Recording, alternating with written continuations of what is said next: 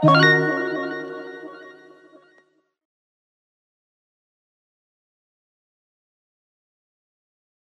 bonsoir, bonjour à tous. Il y a 2 ans, j'avais reçu un mail de l'Université permanente me disant « Ce serait bien si vous faisiez une conférence sur Notre-Dame de Paris ». Bien. J'ai répondu favorablement, bien entendu, parce que c'est un sujet extrêmement intéressant. Donc on va parler aujourd'hui, donc effectivement, de tout le processus qui a conduit à remettre en état totalement, presque totalement, Notre-Dame de Paris. Je vous ai mis pour commencer une chronologie. Donc Notre-Dame de Paris a commencé en 1163 pour la première pierre et s'est déroulé de 1163 à 1182. De 1182 à 1290, il y a eu des constructions complémentaires que vous pouvez lire, notamment le travail de la nef, les bas-côtés, les tribunes. De 1190 à 1325, il y a eu les assises de la façade, dans les 2 premières travées de la nef, la façade élevée jusqu'à la galerie des rois. Ensuite, de 1225 à 1250, il y a eu la galerie haute qui a été faite, les tours, les chapelles latérales et la flèche. Et ensuite, la flèche a été démolie en 1786 et 1792.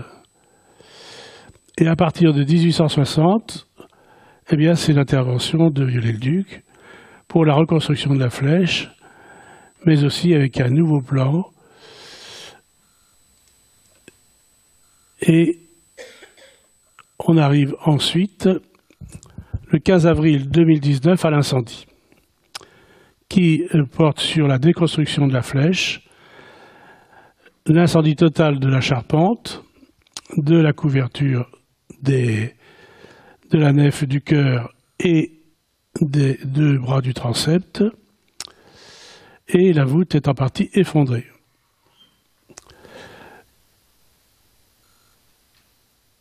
Et après l'incendie, eh bien, c'est là où on commence, non pas rebâtir Notre-Dame, mais la restructuration de Notre-Dame. C'est important. Si c'était, par exemple, rebâtir Notre-Dame, ça veut dire qu'il n'y aurait plus de Notre-Dame. Et qu'il fallait tout remonter. Si on fait une restauration de Notre-Dame, c'est-à-dire que la plupart des éléments majeurs sont encore en place et permettent une restructuration de l'édifice.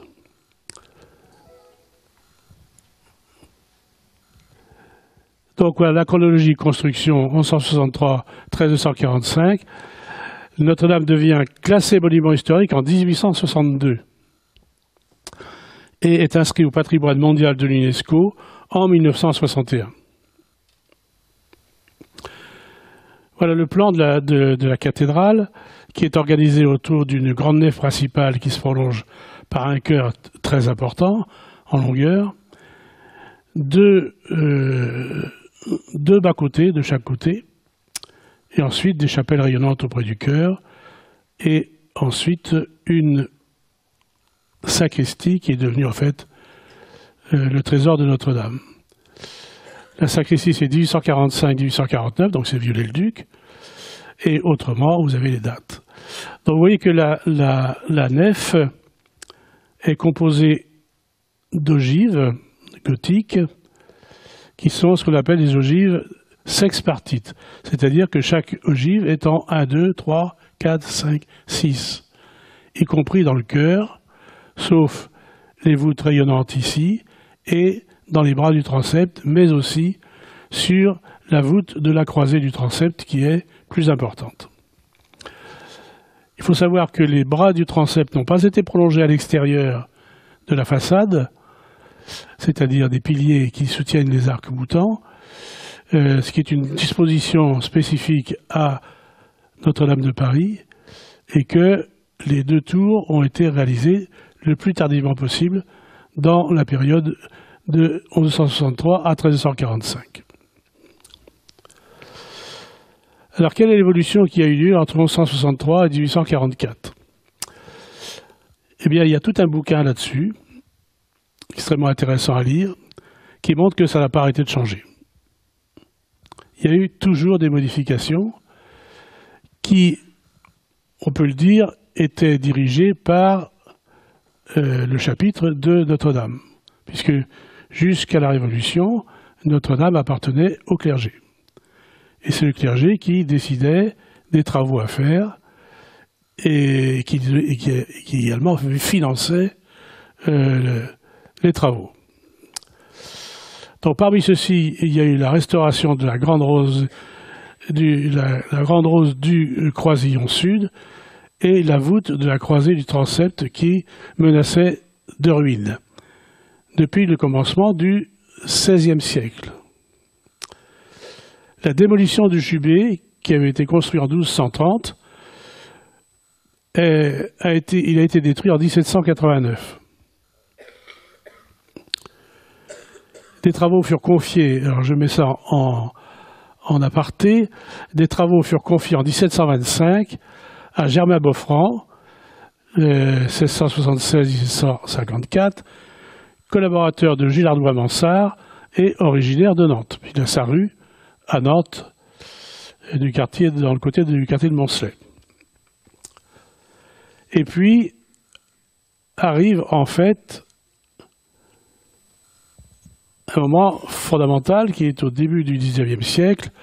L'état de la cathédrale est déplorable. Il n'y a plus d'entretien, il n'y a plus d'argent, personne ne veut s'en occuper. Il est même envisagé de la détruire, ce qui aurait pu être fait le 15 avril 2019. Mais Victor Hugo a sauvé la cathédrale de Paris de l'oubli grâce à son roman. C'est ce roman qui suscita en fait une prise de conscience collective et mena à la restauration de la cathédrale. Alors ils se sont succédés jusque-là énormément d'architectes. Les plus connus sont Jean de Chelles et Pierre de Chelles, également Jean Ravi, Jean Le Bouteiller et Jean Jamme, et bien d'autres. Et il y a des moments où il n'y avait plus d'architectes aussi. Il y a eu des périodes dans la vie de la cathédrale qu'il n'y a plus d'architectes. Sauf ce que jusqu'arrive en fait Viollet-le-Duc en 1844. Quels travaux étaient en cours avant l'incendie? Vous savez qu'il y avait un grand échafaudage qui avait été monté en entourage de la flèche pour sa rénovation.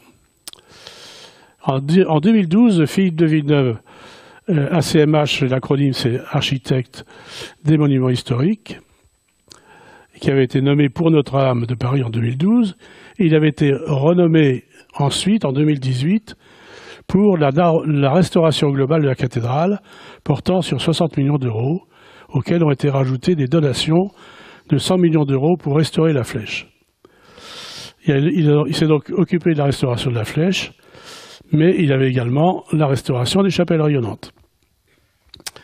Et qu'est-ce qui s'est passé fort heureusement, c'est que les 16 statues des saints qui entouraient la flèche ont été déposées le 11 avril 2019, soit 4 jours avant l'incendie. Sinon, elles n'auraient pas été refaisables parce qu'on n'avait pas de plan, si vous voulez, de ces sculptures. Donc l'incendie a commencé le 15 avril 2019 vers 18h20 au niveau de la charpente de la flèche, qui pèse 750 tonnes, y compris la couverture en plomb. Le feu atteint la charpente constituée de 1300 chênes, soit, grosso modo, 21 hectares de forêt. Et voilà ce que ça donne. Ça peut vous rappeler, pour les Nantais, l'incendie de la cathédrale de Nantes, en 1972. Mais la grosse différence, c'est qu'il n'y avait pas de flèche et qu'à Nantes, si vous voulez, les débris de charpente sont tombés sur les voûtes et les voûtes ont résisté, comme elles ont aussi résisté à Paris. Et voilà l'impact de l'incendie sur 3 ou 4 croquis. Ce qui a brûlé, c'est la flèche et la toiture en feu.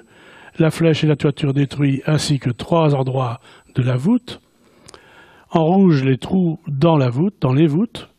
Surtout donc la voûte de la croisée d'ogive, une partie de la voûte du transept nord et une partie d'une des voûtes de la nef.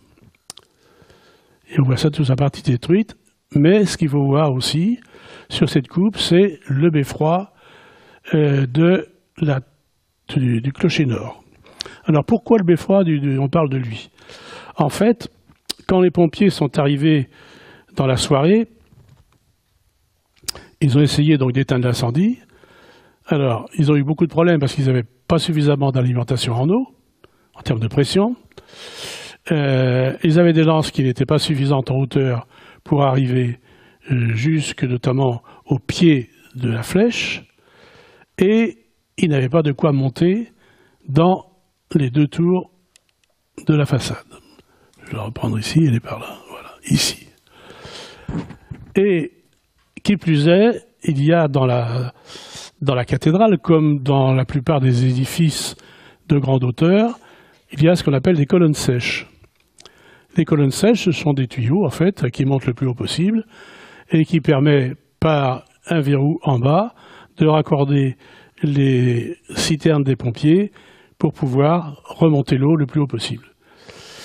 Ça a été pratiquement pas possible sur 2 colonnes sèches qui se situaient, mon petit voilà, qui se situaient ici, et puis une colonne sèche qui se situait au niveau du beffroi sud. Celle-là était percée. Donc, les pompiers ne pouvaient pas s'en servir. Et le feu a fini par atteindre le beffroi donc des clochers du clocher nord. Ils ont pris de gros risques, en fait, pour monter à pied, pour rejoindre la galerie qui est au-dessus du... J'essaie d'y arriver, celui-là, voilà. Sur le beffroi. Ils ont réussi à monter jusqu'à la galerie qui est ici, et ensuite monter dans le beffroi. Au bout d'1 heure de lance dans le beffroi, ils ont réussi à éteindre l'incendie dans le beffroi. Ils n'auraient pas pu l'éteindre, c'est toute cette partie-là de la façade principale qui tombait. Avec les cloches, bien entendu. Donc, c'était vraiment un moment fatidique dans la sauvegarde de Notre-Dame de Paris. Donc, comme je vous l'ai dit tout à l'heure, ont été sauvegardés les 12 apôtres et les 4 évangélistes, dont saint Thomas, que vous avez ici. Voilà, où est-ce qu'il est mon petit... Voilà, saint Thomas, qui, curieusement, ressemble beaucoup à Viollet-le-Duc. Parce qu'en fait, Viollet-le-Duc s'était représenté en saint Thomas. C'est discret, ça mange pas de pain, mais c'est marrant. D'ailleurs, il est le seul à avoir marqué son empreinte dans Notre-Dame de Paris, sauf le 2e architecte qui était de Chelles, qui lui a carrément écrit, gravé même son nom, sur une des parois de la cathédrale. Depuis, il n'y a plus jamais eu aucun architecte qui n'a apposé son nom sur la cathédrale. Voilà, ici, vous avez l'intérieur de la cathédrale juste après l'incendie, et le pignon nord notamment, qui est ici, qui lui menaçait de s'effondrer. En même temps que en fait, la croisée du transept, qui, elle, s'est aussi effondrée sous la pression en fait de la flèche. Et le coq, lui, parce qu'on en parlera plus tard du coq, le coq, lui, il est tombé sur une des terrasses intermédiaires au-dessus des ambulatoires latéraux. Bon, il avait pris un sacré coup quand même, mais il a été conservé pour être mis en place dans le musée de la cathédrale de Paris. Alors qu'est-ce que l'on a mis comme sauvegarde à l'époque?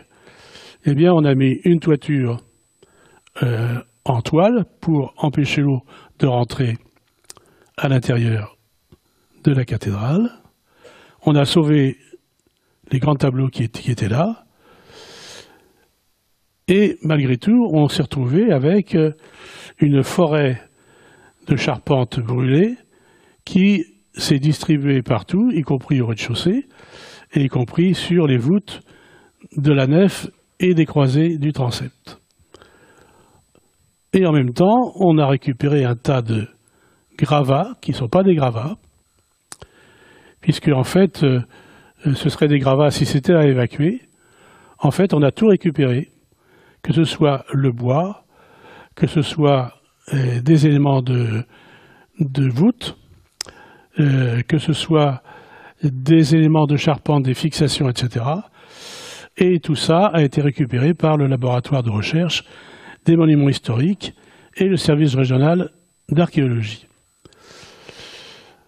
Également, on a récupéré, ici vous avez ce qu'on appelle la Vierge du Pilier, qui était le long d'un des poteaux du quadrangle de la voûte centrale. Alors en fait, cette Vierge du Pilier, c'est une copie, puisque l'original est gardé dans l'église de Saint-Germain-l'Auxerrois.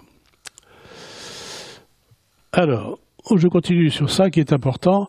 Voilà ce que ça donnait, si vous voulez, quand la charpente a disparu. Et la flèche, bien entendu. Donc, les arcs-boutants étaient toujours en place, fort heureusement. Donc, les murs gouttereaux, ce qu'on appelle les murs qui longent la nef, ce sont les murs gouttereaux, étaient toujours en place. Mais leur stabilité était très interrogative. Et c'est là où donc ont été mis en place des poutrelles pour rejoindre les deux murs gouttereaux, mais aussi pour y poser les premières toitures en toile, pour empêcher l'eau de rentrer.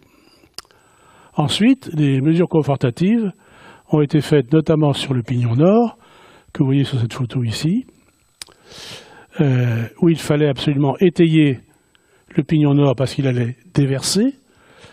Mais pour le faire, il a fallu mettre un plancher qui rejoignait les deux côtés des bras du transept pour pouvoir travailler.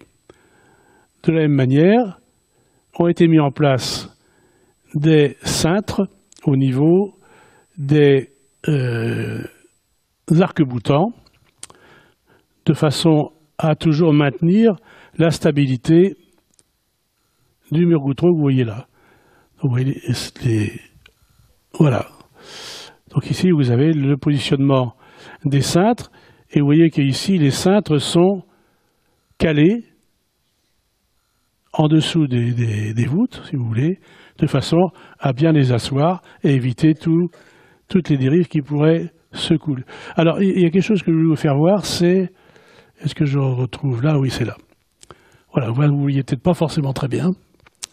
Et bien ça, ce sont les coulées de plomb qui sont descendues de la toiture, parce que vous savez bien que la toiture était en plomb, et que les coulées de plomb sont descendues où elles pouvaient. Donc vous avez des grosses coulées comme ça, qui sont extrêmement importantes et préjudiciables pour l'ouvrage. Alors il fallait bien que quelqu'un s'en occupe de tout ça. Là, c'est lui. Donc Philippe Villeneuve, qui a été déjà chargé de Notre-Dame de Paris, et qui est architecte, bien entendu, architecte en chef des monuments historiques. Et Villeneuve, le 15 au soir, il était à La Rochelle. Et quelqu'un lui dit, il faudrait peut-être quand même que tu regardes Notre-Dame de Paris à la télévision.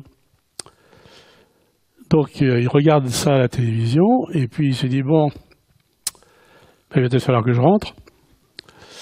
Et donc il a tout lâché, il avait oublié son portefeuille, il avait oublié son téléphone, il avait tout oublié, et il a pris sa voiture, et il est rentré à Paris le soir même. Et il rentre à Paris, il est arrivé à Paris le 16 au matin, il s'est donc présenté à la cathédrale, et il a dit « Je vais vous dire ce qu'il y a à faire ». En fait, la cathédrale, il les connaissait comme sa poche. Puisque quand il était jeune, il avait fait une maquette de la cathédrale de Paris. Donc il connaissait tous les entrailles de cette cathédrale. Il s'en est occupé d'autres. En même temps qu'il était architecte en chef de la cathédrale, il était aussi architecte en chef de Chambord. Donc il a délaissé Chambord, bien entendu, parce qu'il ne pouvait plus s'en occuper, pour s'occuper totalement de la cathédrale de Paris. Et à ce moment-là où il est arrivé, il y a un gentil historien de l'art parisien, entre guillemets, et qui est bien connu aussi, et qui a demandé carrément la démission de Villeneuve. C'est gentil, c'est sympathique, mais il a demandé la démission de Villeneuve. Bon, dans les milieux professionnels, ça fait rigoler tout le monde quand même. Hein, parce que qui, mieux que Villeneuve, connaissait la cathédrale? Personne d'autre. Est-ce qu'il aurait fait une faute? Ben non.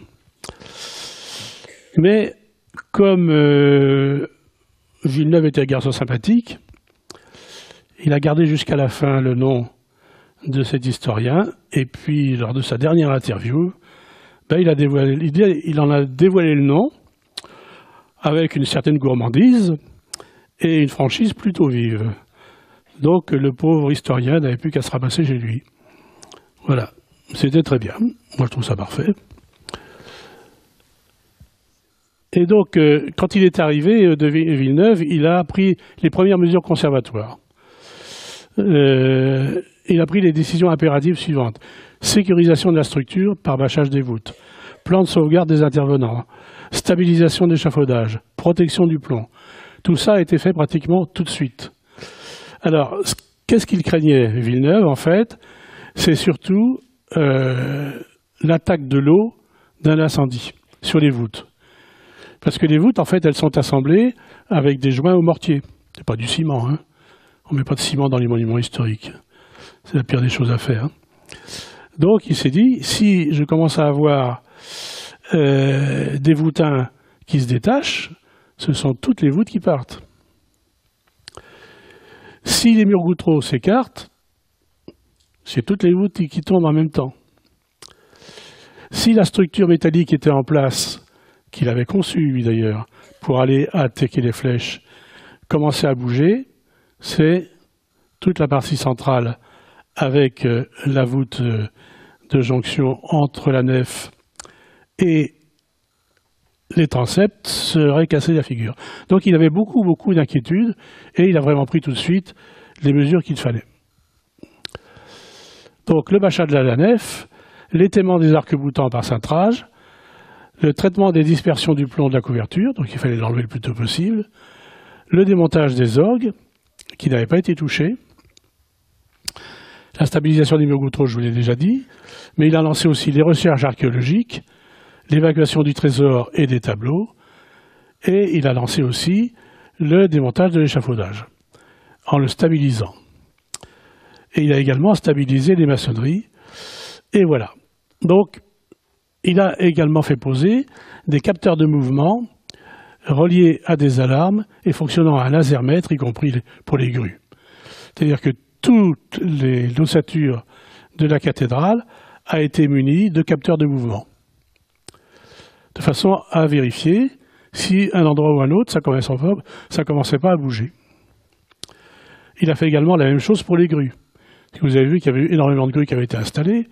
Or, cette grue elle fonctionnait toute la journée, même parfois la nuit, et elle transportait énormément de matériaux, et il ne fallait pas qu'il y ait une collision entre les grues.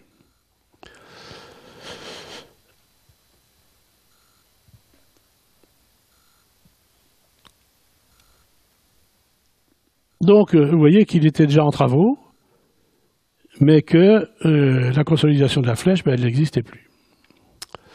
Et il s'est passé en même temps de la sécurisation qui aurait duré 2 ans, un phénomène qu'on a tous connu, c'est le Covid. Donc, paf, arrêt du chantier. Le chantier a été arrêté un certain nombre de mois pour éviter que quelqu'un ne puisse être attaqué par le Covid. Mais il n'était pas tout seul, Philippe Villeneuve. Il avait 2 confrères, tous les 2 architectes en chef des monuments historiques. D'un côté, Pascal Prunet. Où est-ce qu'on l'a mis? Il est là, Pascal. Voilà. D'un côté, Pascal Prunet, et de l'autre côté, Rémy Fromont.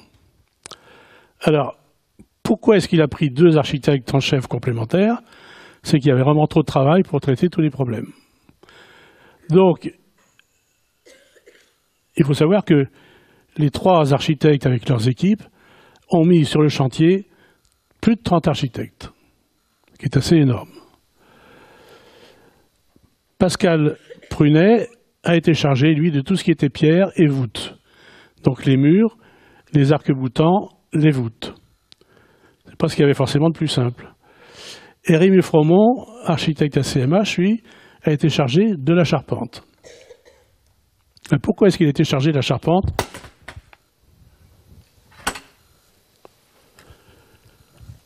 Ça marche toujours, oui. Bien parce que ce qui se passe, c'est que Rémi Fromont, il avait passé son diplôme d'architecte un petit peu avant 2014, et il voulait se spécialiser ensuite comme architecte du patrimoine. Et pour ça, il a fait le relevé complet de la charpente. Toute la charpente de Notre-Dame de Paris il était associé à un de ses collègues qui s'appelait Transo. Et il a fait un relevé extraordinaire de la charpente, et non seulement dessiner, si vous voulez, les bois, mais également tous les types d'assemblage qu'il peut y avoir. Et donc les mortaises, les trucs plus compliqués comme par exemple les traits de Jupiter, etc. Il a tout relevé, tout relevé, tout relevé. Il a fait un document que je vous montrerai tout à l'heure, qui représente grosso modo plus de 50 planches de relevé de la charpente. Pascal Prunet, lui, c'est lui qui s'occupe actuellement de la cathédrale de Nantes et qui s'est aussi occupé du château d'Ancenis, et j'ai collaboré avec lui à l'époque du château d'Ancenis, mais également du couvent des Ursulines à Ancenis. On a beaucoup travaillé ensemble à cette époque-là. Et puis donc ont été commencés aussitôt les débuts des études de restauration, c'est-à-dire les études de projet en 2020-2021, l'établissement des cahiers des charges, la consultation des entreprises, les marchés passés entre 2021 et 2022, les travaux à partir de 2021 qui ont été terminés en 2024. Et le vrai achèvement, en principe, c'est 2030. Et je vous parlerai des travaux à faire encore. Restituer la cathédrale à authentique. Eh bien, il y a ce qu'on appelle la charte de Venise, qui date de 1964 et approuvée par ICOMOS en 1969. Donc la restauration, c'est une opération qui doit garder un caractère exceptionnel.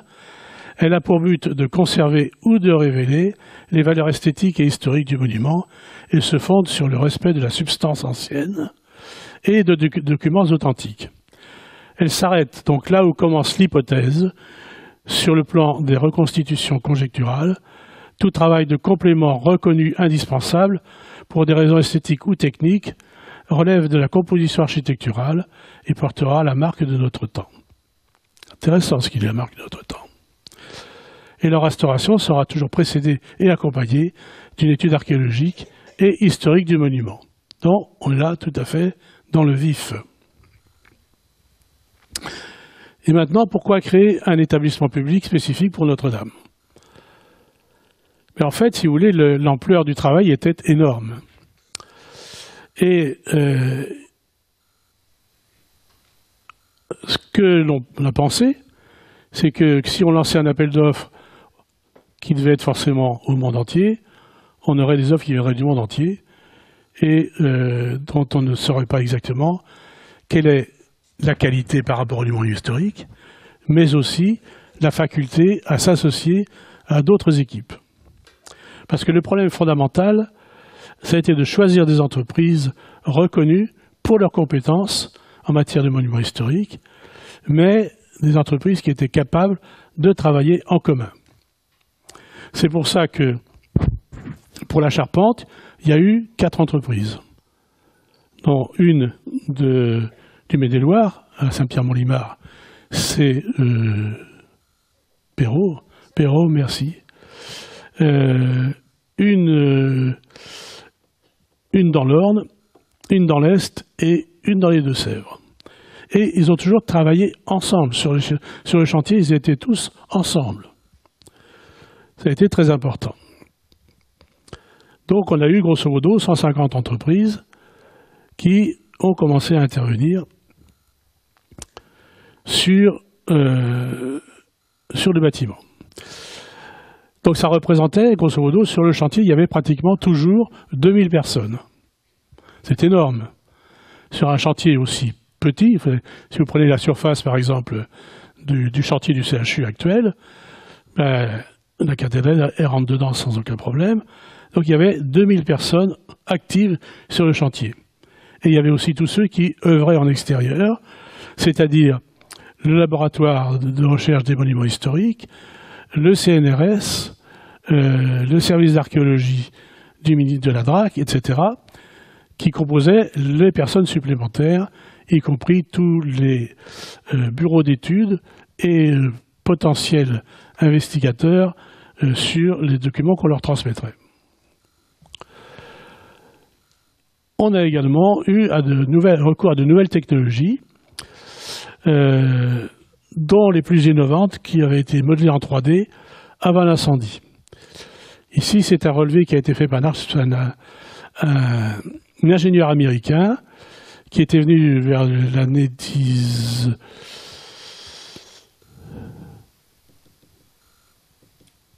1999, je crois, qui avait fait un relevé 3D, qu'il avait gardé chez lui. Et il est mort avant l'incendie. Et sa femme, très, très aimablement, a confié l'ensemble des plans aux architectes Villeneuve et compagnie. Les architectes ont aussi établi des plans précis de l'ensemble des éléments du monument que l'on va trouver ici, comme le pignon du transept nord ou le pignon du transept sud, mais également le plan des voûtes et des dégâts sur les voûtes, si vous voyez bien ici. Voilà, à partir de là, le chantier de réhabilitation ou de restauration a pu commencer, avec les phases de travaux suivantes que je vais tâcher de vous présenter. Les voûtes, la charpente, la flèche, qui sont les trois éléments constituants de l'ouvrage. Le reste, ce seront ce qu'on peut appeler le détail. C'est-à-dire le grand orgue, les peintures, les vitraux, les sculptures et l'archéologie. Et voilà l'élément auquel sont confrontés les intervenants. Ça, ce sont au-dessus des voûtes tous les débris après l'extinction de l'incendie. Vous voyez ce qui reste d'une voûte ici? Ça, c'est un arc de voûte qui a résisté, mais tout le reste a disparu. Tout ce qui était donc les voûtins qui remplissaient la voûte, ce qui était là, tout ça, ça a disparu. De la même manière, on a été obligé de mettre un plancher au-dessus des voûtes, ce que vous voyez ici, pour pouvoir intervenir sur les voûtes, parce qu'il était impossible d'aller enlever les déblais qui étaient sur les voûtes. Donc voilà ici la voûte principale de la croisée du transept, qui est totalement effondrée. Il ne reste ici que les arcs latéraux. Et voilà aussi ce que ça donne, mais là, vous voyez qu'il y a des cordistes, deux cordistes qui sont là, qui sont accrochés sur des rails qui sont au-dessus, et qui leur permettent de faire une investigation sur l'ensemble de la nef et sur l'ensemble de la voûte du chœur, mais également sur les deux voûtes des deux bras du transept. Vous voyez le trou béant qu'il peut y avoir ici, et on voit ici les baies hautes de la nef où les vitraux ont été enlevés.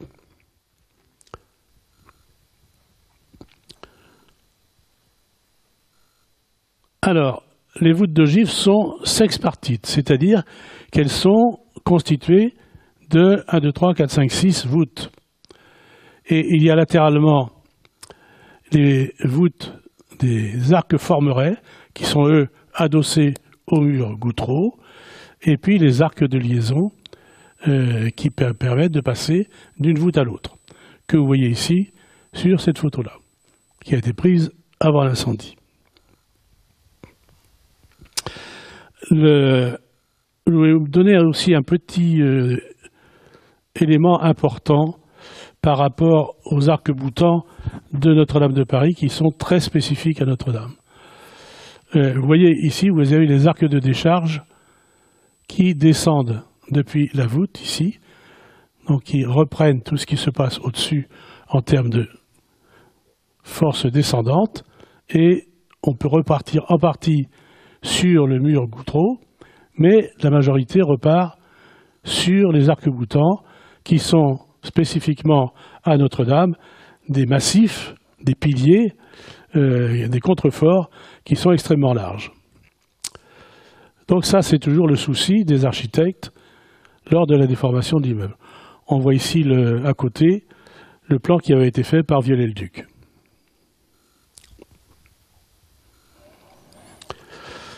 Une autre vue ici où on voit que le bas des voûtes, ici, est intact. Et c'est là où les architectes ont découvert qu'en fait, dans les voûtes, il y a deux parties. Il y a une partie qui sert et une partie qui ne sert pas. Ça, c'est un peu rapide ce que je vous dis là. Et en fait, les parties basses, elles sont constitutives du gros œuvre. C'est-à-dire qu'elles distribuent les portées qui sont reçues de la voûte dans l'armature, ici des arcs de départ de la voûte. Ça, les architectes ont découvert ça quand ils sont rentrés dans la cathédrale. Ils se sont dit, mais comment ça se fait que ça tient, ça? Eh bien, ça tient parce que ça tient. Hein, c'est-à-dire que ça fait partie du mur, si vous voulez. C'est une prolongation du mur. Hein, finalement, le mur s'évase un petit peu au départ, mais c'est toujours le mur. Donc, c'est quelque chose qui est assez intéressant à constater. Et là, vous voyez comment ont été installés les planchers en haut de la nef, hein, auprès des oculus qui sont là. Il y a des planchers qui sont mis en place qui permettent de travailler pour les voûtes. Mais aussi, je vous rappelle qu'il y avait le plancher qui a été placé au-dessus des voûtes. Donc on est affaire à deux planchers successifs.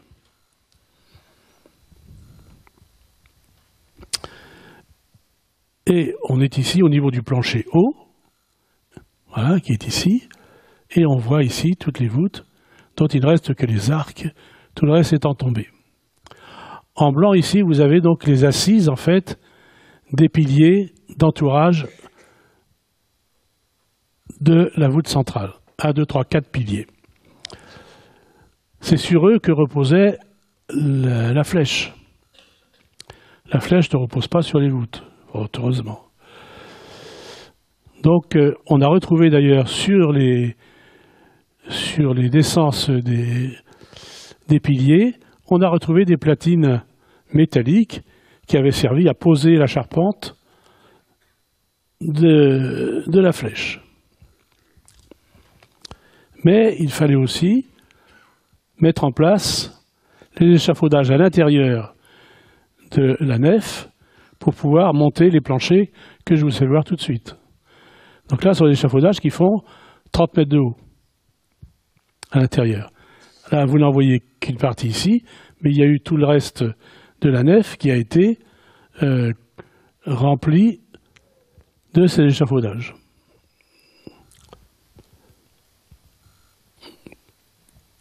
Pardon. Et vous voyez à côté toutes les cintres qui ont été mis en place, notamment ici. C'est sur la partie du chevet du chœur, avec des éléments d'assemblage que vous avez là, ici et là, chacun pesant grosso modo 500 kg. Donc il a fallu les monter, il a fallu les mettre en place, il a fallu assembler l'ensemble des cintres dessus.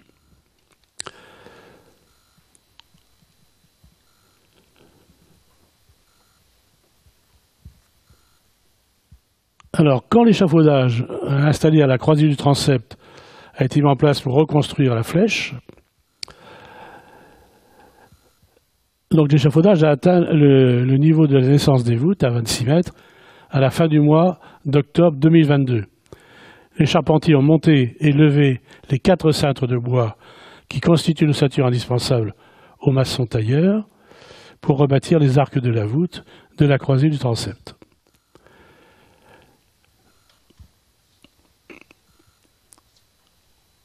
Ça, j'ai pas besoin de vous le dire. Alors, je continue. Enfin, vous voyez ici, ce qui est intéressant, c'est que sur la croisée du transept, les voussures ont été montées. Vous les voyez ici, vous en voyez là. Et puis, le couronnement, ici, qui est très important, puisque c'est un couronnement qui est très symbolique, on va le revoir tout à l'heure, qui recevra le médaillon de la Vierge et les anges distribués tout autour. Là, on voit un petit ange qui se balade. Là. Et on voit ici ce qu'on appelle les voûtins, c'est-à-dire que les maçons ont monté donc, toutes ces pierres, que vous voyez ici, et qu'ils assemblent en les accrochant sur les arcs. Et comme ils sont taillés, les voûtins sont taillés de telle manière que les charges descendent normalement jusqu'au point de rencontre avec le départ de chaque voûte. C'est un petit peu ce que l'on a dans les voûtes catalanes, qui est un système très marrant. C'est-à-dire que les voûtes catalanes, vous montez les briques assemblées les unes au-dessus des autres, et tout ça tient tout seul, jusqu'au moment où elles arrivent au fêtage. Ben là, c'est à peu près la même technique. Alors, on voit également sur cette photo, où suis-je? Parti, voilà. On voit ici les cintres qui sont encore là. On les voit ici. Mais les cintres, ils sont contreventés par ces poutres horizontales.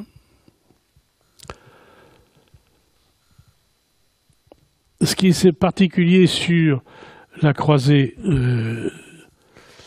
la voûte de la croisée du transept, c'est qu'elle est appuyée sur, non pas sur un carré, mais sur un faux carré, puisqu'il y a 2 côtés à 14 mètres et 2 côtés à 13 mètres. Ce qui complique forcément le réassemblage des voûtes.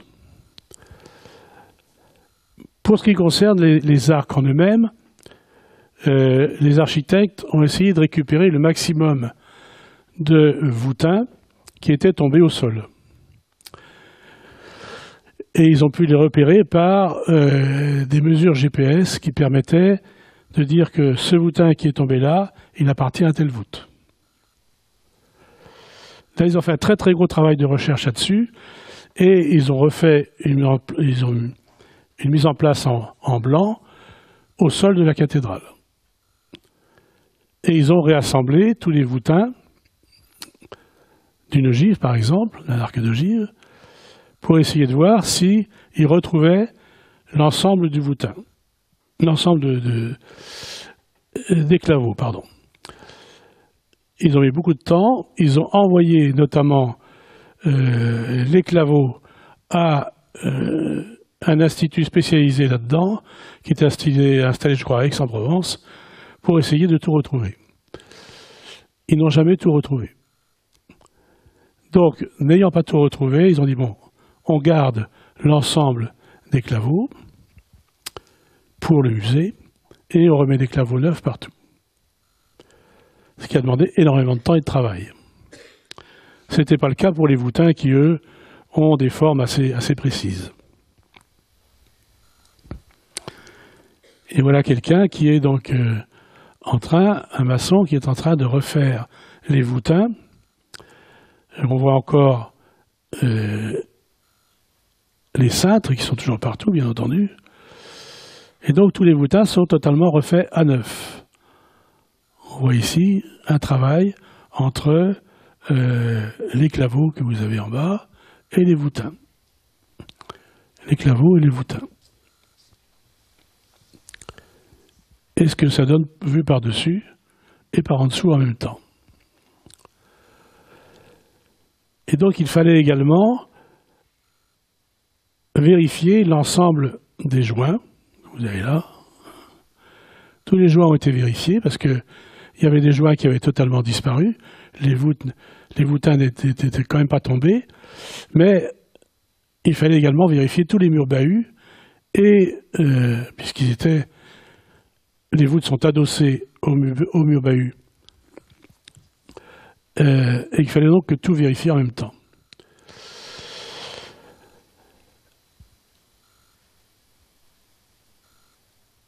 Donc, ensuite, il y a eu tout un travail de réfection totale et des voûtes et des parois.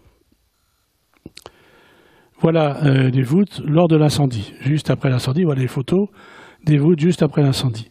Alors, il y a eu tout un travail qui a été fait de remise en état, puisque vous aviez donc toute la poussière de plomb qui s'était mise partout, sur les murs et sur les voûtes restantes. Plus les poussières liées à la vétusté du bâtiment, les poussières liées au cierge, parce que ça fait une sacrée pollution. Je regardais une émission, je crois hier soir, donc les gens sont dans la nef, et puis il faut qu'ils remettent leur cierge. Ils ont laissé les cierges avec des bougies. Alors que maintenant, en général, on a supprimé toutes les bougies, et puis on met des petits cierges en petites lucioles électriques, là, et finalement, c'est pas idiot. Mais là, bon, c'est pas encore arrivé à Notre-Dame de Paris. Le clergé ne doit pas avoir encore les sous pour ça. Alors, qu'est-ce qu'on a fait sur les voûtes et sur les parois, les murs gouttereaux, pour les remettre totalement en état? Eh bien, on a mis ici, là on a mis des compresses. Les compresses ont été mises pour réduire le sel, parce que quand on a projeté l'eau d'incendie, eh bien on a distribué du sel. Donc il fallait pomper le sel au maximum pour éviter des résurgences, en fait, après séchage. Et on a mis des membranes en latex.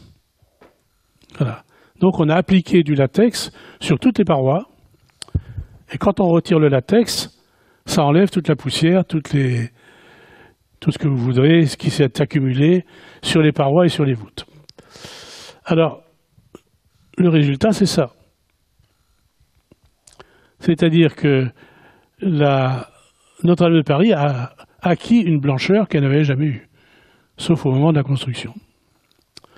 Blancheur que l'on retrouve sur l'œil ici, sur l'oculus de la voûte de la croisée et sur les anges qui sont 1, 2, 3, 4 de chaque côté de l'oculus. Là, ici, le doreur est revenu et les peintres sont passés. Donc après les voûtes et les parois, je reviens sur la charpente. Donc j'en ai parlé tout de suite, mais voilà le plan qui avait été fait par Rémy Fromont quand il a fait le relevé complet de la charpente. Rémy Fromont, donc associé à Transo, comme je l'ai dit tout à l'heure, a fait un relevé extraordinaire de la charpente, qui a servi en fait à l'ensemble des charpentiers. Les charpentiers, ils avaient les calepins, si vous voulez, de Rémy Fromont, et puis sur les 50 pages, ils disaient ah, « je suis là, je suis là, je suis là ».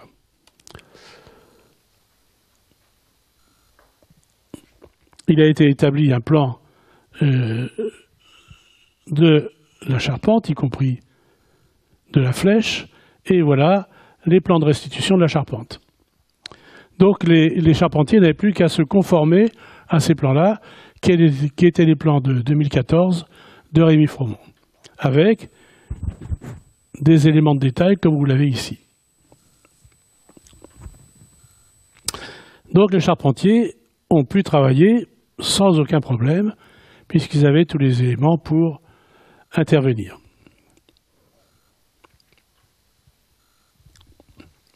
Et on revoit ici donc la croisée centrale, le cœur de ce côté-ci, et puis donc tout l'amas de ferraille et de métal qui étaient stockés sur les voûtes. Comment était la charpente avant l'incendie? Elle était comme ça. Vous avez quatre photos ici qui montrent les éléments de charpente. Alors, ce qui est intéressant quand on voit les éléments de charpente ici, c'est que les charpentes n'étaient pas taillées à la scie, forcément. En 1600 et quelques, en 1100 et quelques, il n'y avait pas de scie. Donc, tout a été taillé à la hache. Et je vais vous montrer les haches tout à l'heure. Et la charpente, elle est assez spéciale puisque elle est constituée de fermes principales, j'y arrive, ici, qui sont espacées tous les 4 mètres, et après, ce sont des fermes intermédiaires. Avec quoi c'est taillé?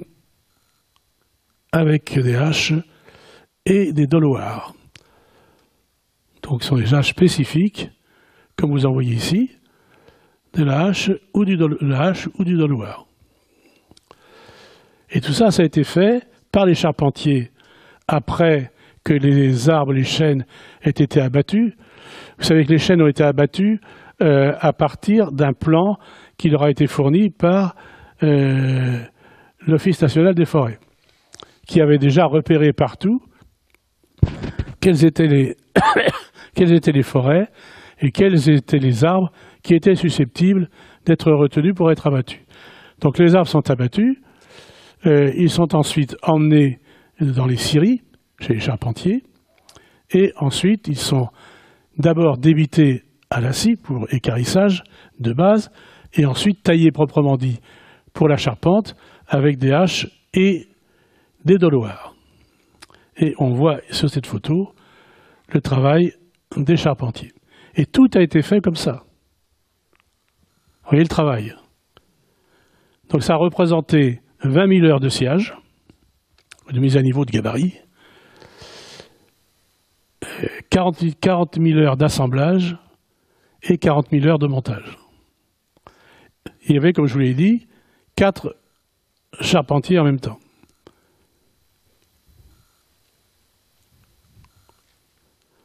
Et les charpentes étaient montées à blanc ici, la charpente montée à blanc chez l'un des charpentiers, et après, la charpente montée au niveau de la toiture de Notre-Dame. Et puis, il y a eu quelque chose de particulier, c'est cet élément-là, que vous voyez ici, tout noir, c'est du métal. Alors pourquoi cela? Eh bien parce que on a bien vu que le feu, c'était quand même pas terrible.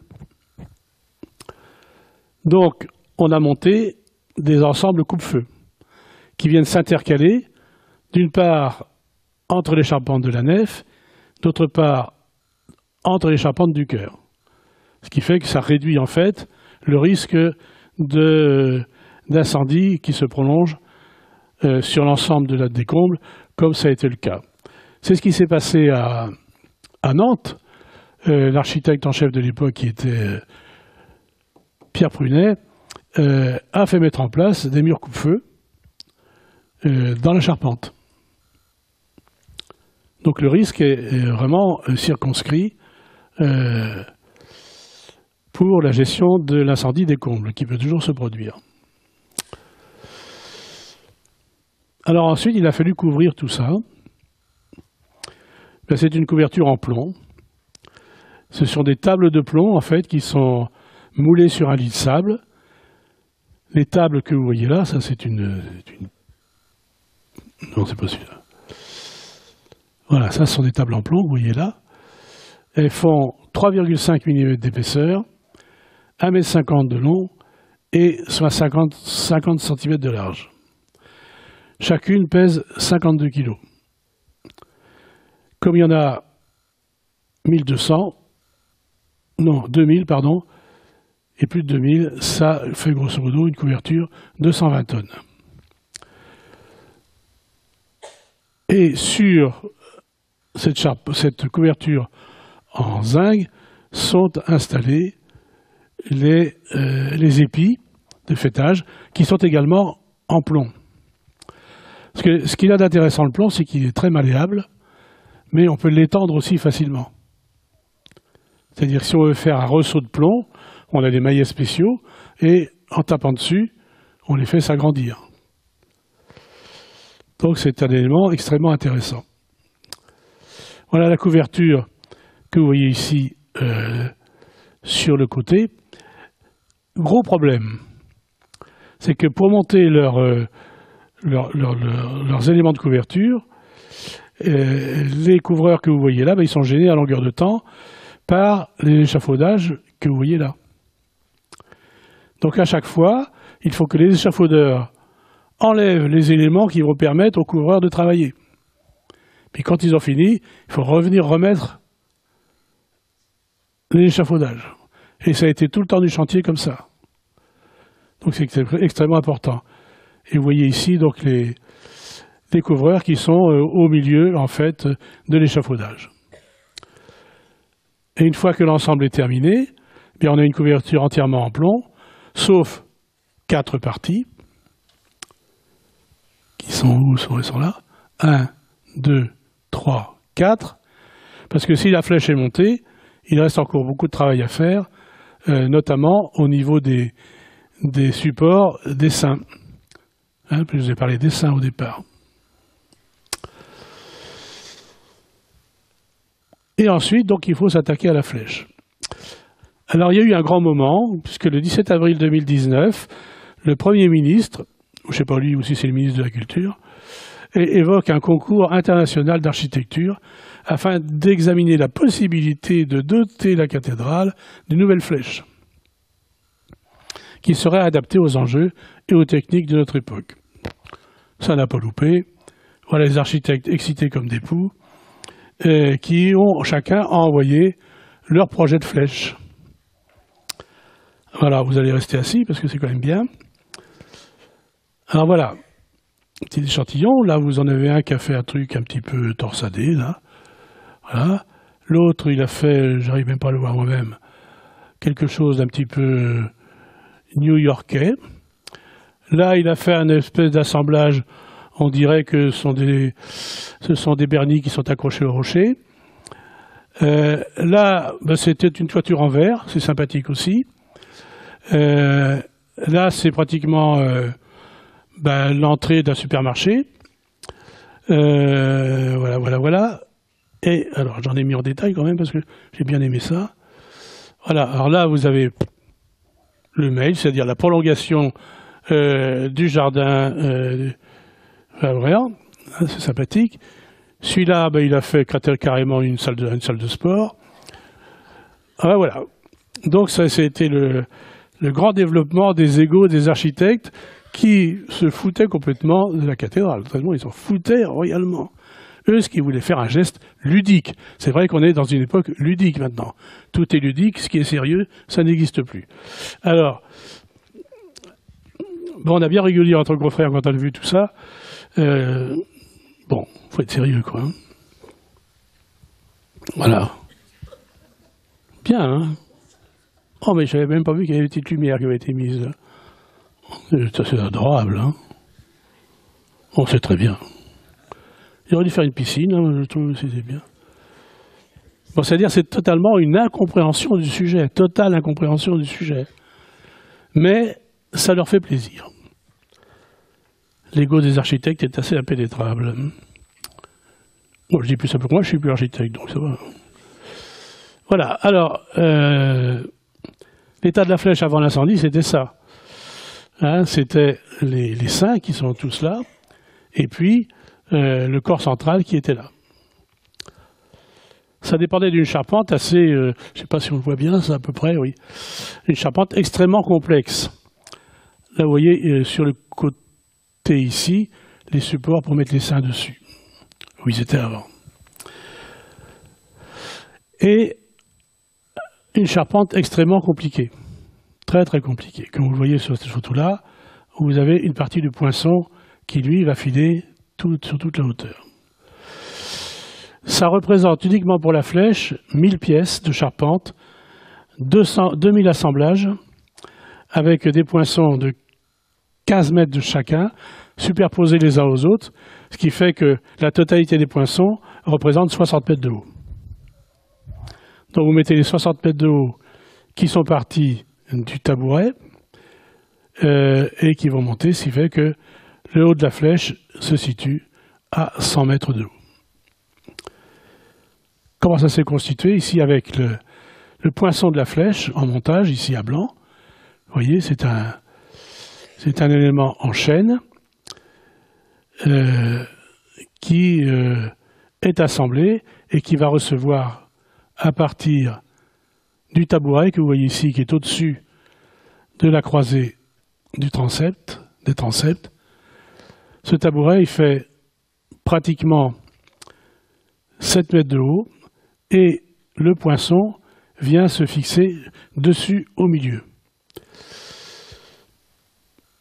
Et ensuite, donc, on monte la flèche. Donc, vous voyez ici le corps principal qui a été fait par un charpentier des Deux-Sèvres, donc qui est en bois massif et qui est destiné à être revêtu de plomb.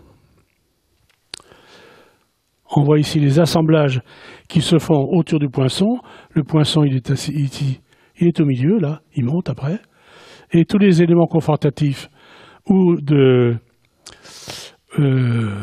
triangulation viennent se prendre dessus. Et tout est chevillé métalliquement dessus. Donc c'est un travail assez extraordinaire.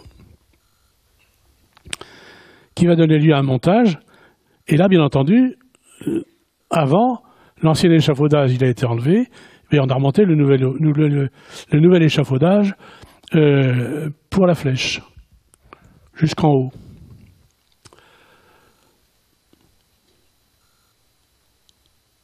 Voilà, on voit assez bien ici tout le montage tel qu'il a été fait, avec des détails tout à fait sympathiques. Vous voyez, les charpentiers, ben, ils s'amusent un peu, là. Voilà. Et tous les éléments ont été habillés de plomb.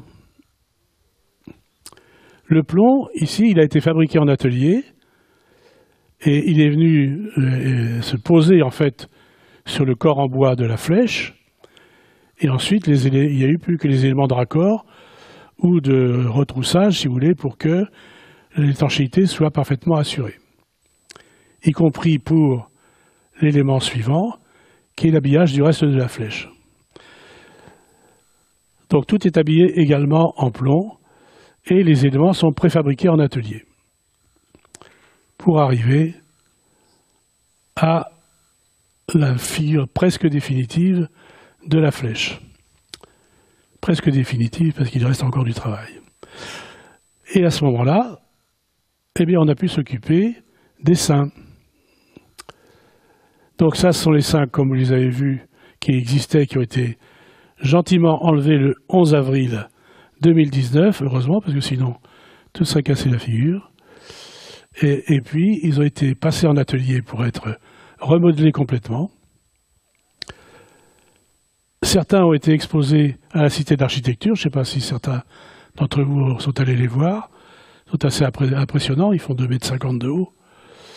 Ils ont été très très bien recomposés et traités, puisque la surface en cuivre a été retraitée.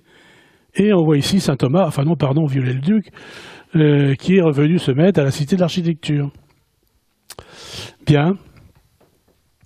Mais il attend son retour pour que Saint Thomas, le patron des architectes, je vous le rappelle quand même, sous la forme de Viollet-le-Duc, puisse reprendre sa place.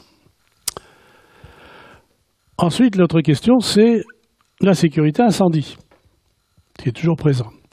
Et vous avez ici un plan qui encale l'ensemble des éléments pour la sécurité incendie. L'élément principal, ça a été donc les parois coupe-feu, ici et là. Ensuite, il y a eu les aspersions d'eau, c'est-à-dire qu'il a été installé sur toute la voûte, tout un système de ce que maintenant, en bon français, on appelle des sprinklers. Ce sont en fait, que vous voyez maintenant dans un certain nombre d'immeubles, dans les supermarchés, etc. Donc c'est pour pouvoir distribuer de l'eau brumisée en cas d'incendie. Il y a donc des détecteurs. Les détecteurs, il y en a un que vous voyez ici sur la gauche, ce sont des caméras thermiques qui, dès qu'il y a un problème, eh bien, lancent l'alerte. Et puis, il y a aussi, ce dont je vous parlais tout à l'heure, que sont les... Tout mon petit... Voilà, ici, les colonnes sèches. Et c'est cette colonne-là qui était percée. Donc, il n'atteignait plus la partie souhaitable. Donc, tout vraiment a été mis en œuvre pour que, s'il y a un prochain incendie, on ne sait jamais, il peut y en avoir un. Regardez bien, à Nantes, il y a bien eu la cathédrale et puis Saint-Donatien. Hein, bon, il pourrait bien y en avoir une autre. Je vous dis ça parce que le feu sur un chantier, c'est ce qu'il y a de plus terrible. Et en principe, vous avez sur un chantier, vous avez ce qu'on appelle des déclarations au feu. De façon à ce que personne ne mette le feu n'importe où, n'importe comment, et que tout soit bien précisé avant les travaux. Ben, on s'aperçoit que ce n'est pas toujours le cas.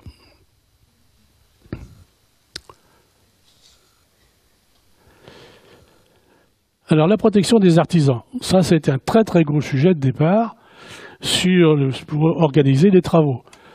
Pourquoi? Comme je vous l'ai dit, 2000 personnes sur le chantier, c'est 2000 personnes, c'est 1000 qui surplombent les 1000 autres.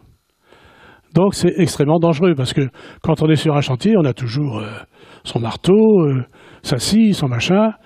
S'il y a un marteau qui tombe, si le voisin d'en dessous n'a pas de casque, même s'il en a un, ça ne va pas lui faire du bien. Donc, tout a été mis en place en espèce d'organigramme, c'est-à-dire que sur tel point, si quelqu'un travaille à cet endroit-là, les gens qui sont en dessous, ils ne doivent pas être là.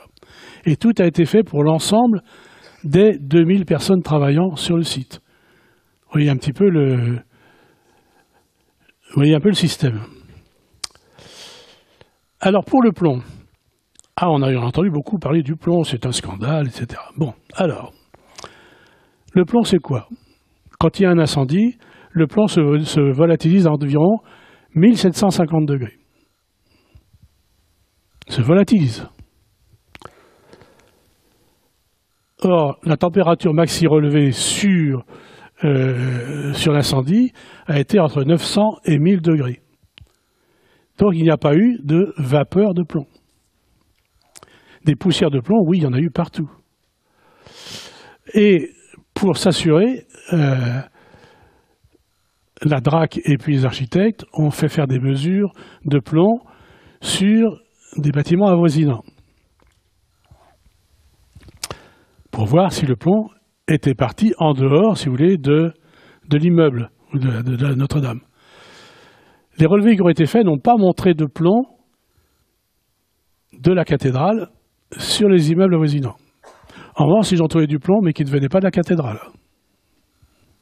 Intéressant. Ensuite, ils sont allés voir dans les écoles. Ils ont fait des relevés sur les enfants, sur les professeurs, pour savoir s'ils avaient du plomb. Pas de plomb. Mais sur le personnel qui a travaillé sur le chantier, tout le personnel a été mis en confinement. C'est-à-dire que tous les intervenants avaient des locaux spécifiques, sanitaires, pour mettre des revêtements étanches. Il fallait tout mettre des plastiques partout pour bien fermer tout ça étanche, des bottes étanches, des casques étanches, des masques étanches et aussi, bien entendu, les masques avec des arrivées d'air, donc je perds mes mots, pardon,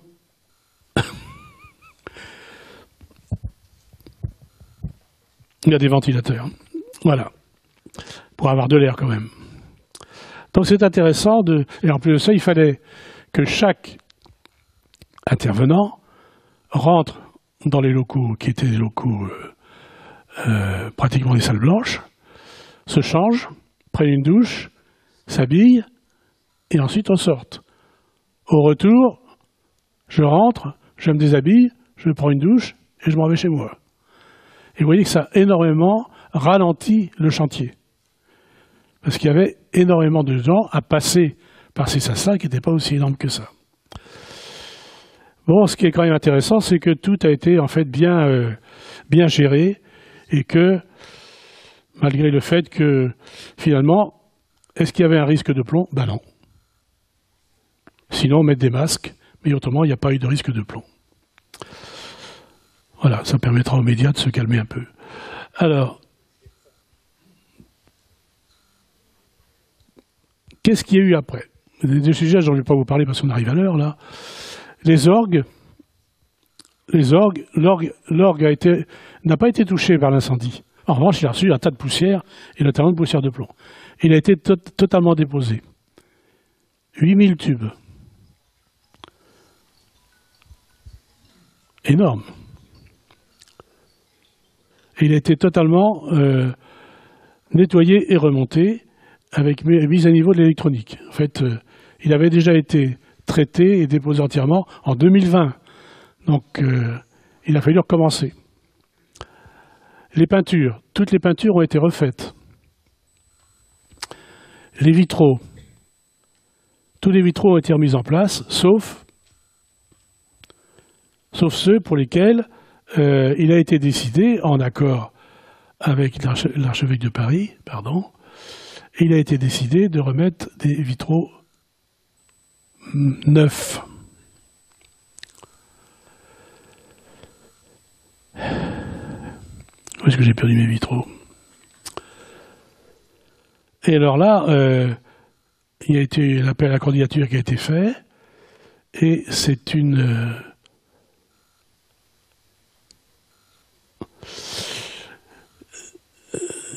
artiste qui s'appelle Guillaume, c'est ça le nom que je cherchais, Guillaume Bardet, qui a été chargé de faire les nouveaux vitraux. Alors là, bien entendu, il y a eu toute une polémique, 170 000 signatures, comment faire des nouveaux vitraux alors que ça c'était les vitraux de Viollet-le-Duc qui n'avaient pas été touchés par l'incendie, c'est lamentable, etc. Bonne polémique habituelle qui nous laisse de marbre, puisque si vous allez à Reims, les plus beaux vitraux sont quand même ceux de Chagall qui sont à l'intérieur de la cathédrale. Voilà. Et c'est d'ailleurs Viollet-le-Duc, quand il a justifié tous les partis pris qu'il a pris pour la rénovation, qui a dit il est aussi nécessaire de mettre en place ce qui est d'aujourd'hui. Donc voilà, c'est parfait. Donc il y a eu, je reviens là-dessus, pardon, j'en ai fait.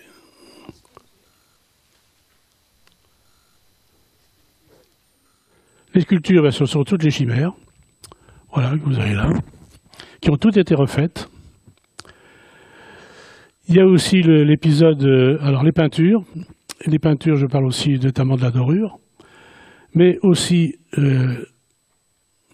les services archéologiques, puisque l'INRAP est intervenu au sol de la cathédrale, et là, ils ont découvert des choses qui étaient quand même pas mal.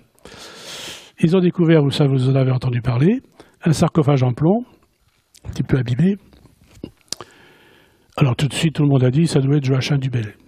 Bon, donc, en fait, c'est pas Joachim du Bellay, mais ils ont trouvé ce qu'il y a de beaucoup plus intéressant, ce qu'il a vu en dessous ici, c'est les restes du jubé qui avait été démoli et dont je vous ai parlé au début. Donc il y a des sculptures qui sont magnifiques, et donc tout ça a été récupéré pour mettre au musée maintenant de Notre-Dame de Paris.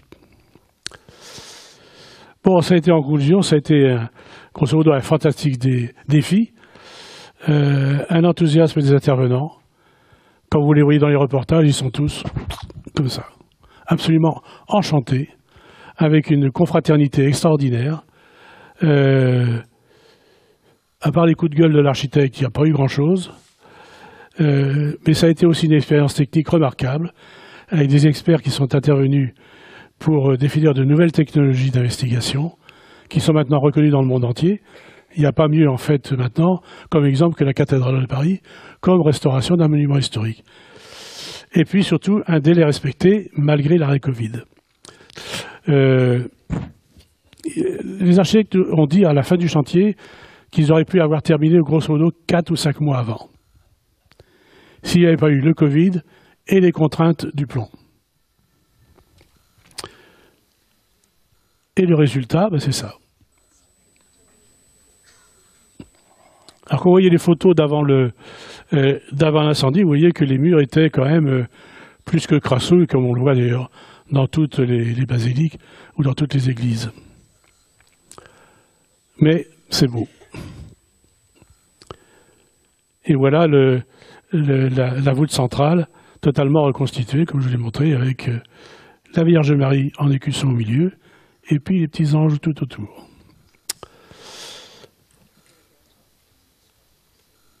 Donc, sur cette photo-là, on voit le réaménagement avec les chaises et l'autel. Et puis il y a le sauveur du coq. Je vais terminer là-dessus. Voilà le sauveur du coq. Hein, c'est Villeneuve qui avait récupéré le coq sur la terrasse après l'incendie. Et il a redessiné le coq. Et dans le coq ont été intégrés le nom de tous les participants et puis une relique, parce qu'il faut bien des reliques. Voilà, on peut dire merci aux architectes, aux ingénieurs et à tous ceux qui sont... pardon, c'est pas ça que je voulais faire. C'est pas grave. Et à tous ceux qui sont intervenus, c'est vraiment un chantier extraordinaire qui nous reste à tous dans toutes les mémoires et qui nous montre que finalement, comme disait un de mes confrères, quand il y a eu l'incendie, Olivier dit bah, c'est bien, il y aura du boulot pour tout le monde. Hein, c'est vrai en fait ce qui se passe. Et mais ce qui est intéressant de voir, c'est que avec le travail que l'on fait entre les architectes, les ingénieurs et les entreprises, les artisans, etc., mais on fait du tellement beau travail qu'on revient à l'origine. Et ça, c'est ce qu'il y a de mieux. Voilà, je vous remercie.